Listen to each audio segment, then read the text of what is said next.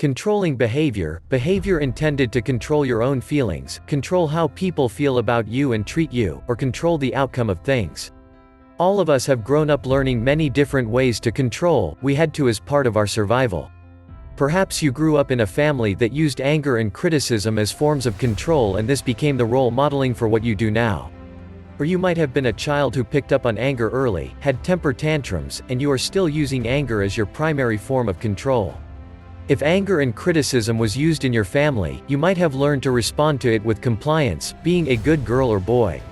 You might have learned to put aside your own feelings and needs and go along with what others wanted in the hopes of controlling their feelings and actions toward you. You might use care-taking as your primary form of control. Or, you might have decided to go in the opposite direction and resist others' attempts to control you. You might have decided that having control over not being controlled is what is really important. If you struggle with procrastination, you might want to consider that resistance has become a major form of control for you.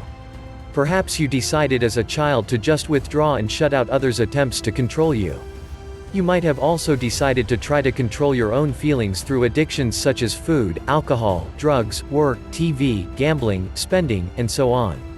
Finally, you might have decided that avoiding your feelings by staying in your head instead of your heart is the way to feel safe from pain.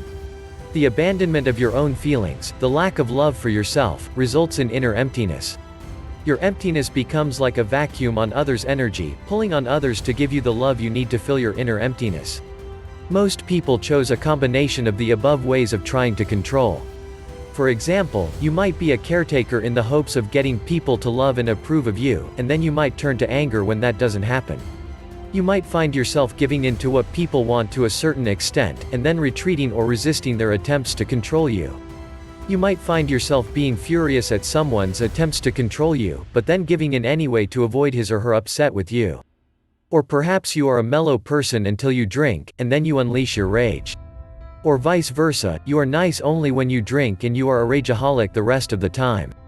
Or, on the surface you might be a nice and giving person, all the while pulling energetically for others' love, attention, and approval. All of these behaviors are intended to protect you from some form of pain, the pain of rejection, of engulfment, of failure. Most people attempt in numerous ways to have control over getting love, avoiding pain, and feeling safe. Yet it is these very behaviors that, as adults, are causing most of our pain. Anger feels terrible in the body, as does compliance.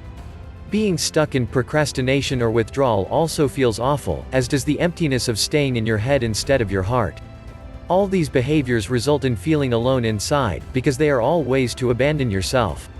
Controlling behavior is not loving to yourself or to others. We've all heard that you can't love others until you love yourself, and this is very true. Loving yourself means that your focus is on what is truly in your highest good, what fills your heart with peace and joy and a deep sense of integrity and self-worth. Loving yourself means that you are asking throughout the day, what is in my highest good in this moment? It is never in your highest good to try to control others or use them to fill your own emptiness. Nor is it in your highest good to harm yourself or others in any way. Try practicing throughout the day asking this question, what is in my highest good right now? Answers will come to you, and then you can take the loving action. This one shift in your thinking can change your life.